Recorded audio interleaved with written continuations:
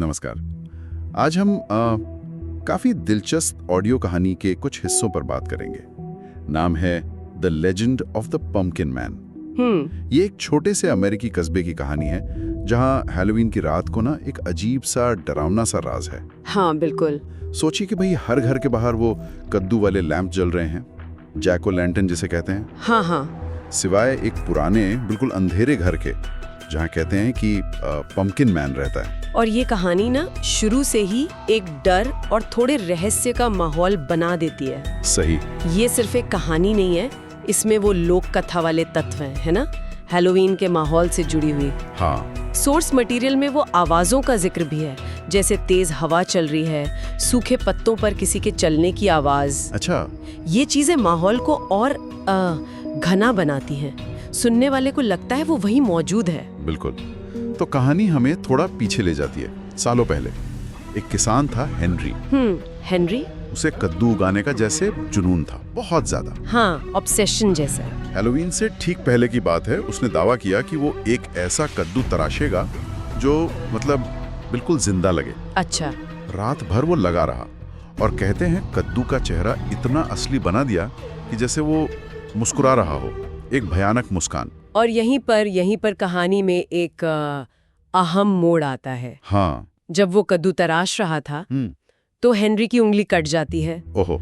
और उसका खून उस कद्दू पर गिर जाता है। अरे बाप रे। और ठीक उसी वक्त, मतलब संयोग देखिए, तेज हवा चलती है और खिड़की खुल जाती है और उसे महसूस होता है कि वो तराशा हुआ कद्दू हल्का सा हिला। तो मतलब खून और ये अजीब घटना दोनों एक साथ। हाँ बिल्कुल, खून का गिरना और ये अलौकिक सी घटना, ये कहानी को एकदम से डरावना मोड़ दे देता है, जैसे उसके जुनून और खून ने मिलकर कुछ जगा दिया हो। और अगली सुबह का सीन तो और भी भयानक है। हाँ बताइए। हेनरी का शरीर मिलता है कद्दुओं के ढेर के बीच, लेकिन उसका चेहरा गायब होता है। चेहरा गायब? ओह। हाँ, और यहीं से वो सिलसिला शुरू होता है। उस दिन के बाद से हर हैलोवीन पर कस्बे में किसी न किसी का चेहरा गायब हो जाता है। हर साल। सोर्स में एक अखबार की हेडलाइन का भी जिक्र है, face missing in Halloween murder. मतलब ये पैटर्न बन गया। ये चेहरा गायब होना अपने आप में कितना डरावना है, मौत से भी ज्यादा। हाँ, मतलब पहचानी छीन ली। बिल्कुल, ये एक साइकोलॉजिकल लेवल पर ज्यादा परेशान करता है। और कहानी हमें बताती है कि आज रात, मतलब प्रेजेंट में, वो पुराना घर फिर से रोशन है, उसमें रोशनी है, उसी घर में, और चेतावनी बिल्कुल साफ है। जो भी उस दरवाजे पर दस्तक देगा, हाँ, उसका पंपकिन मैन उसका चेहरा अपनी अगली लालटेन बनाने के लिए ले जाएगा। बाप रे।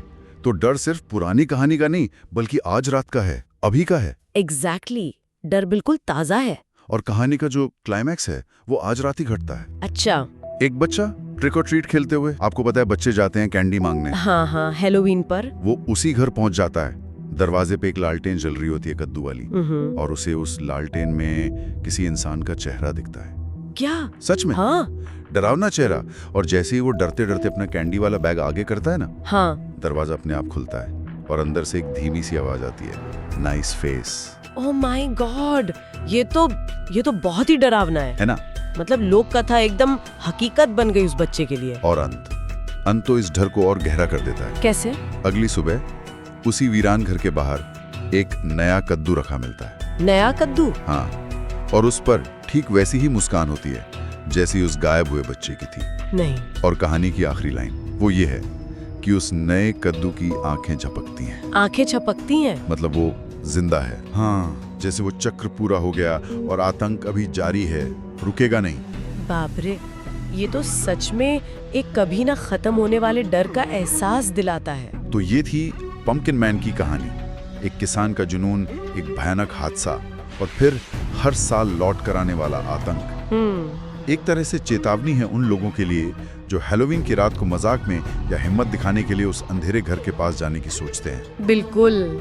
और ये सोचने पे मजबूर भी करता है कि आखिर ऐसी कहानियां हमें इतना क्यों डराती हैं, क्यों इतनी प्रभावी होती हैं। हाँ, सही कहा। क्या ये सिर्फ किसी अनजानी चीज का डर है, या फिर हैलोवीन जैसे त्योहारों के साथ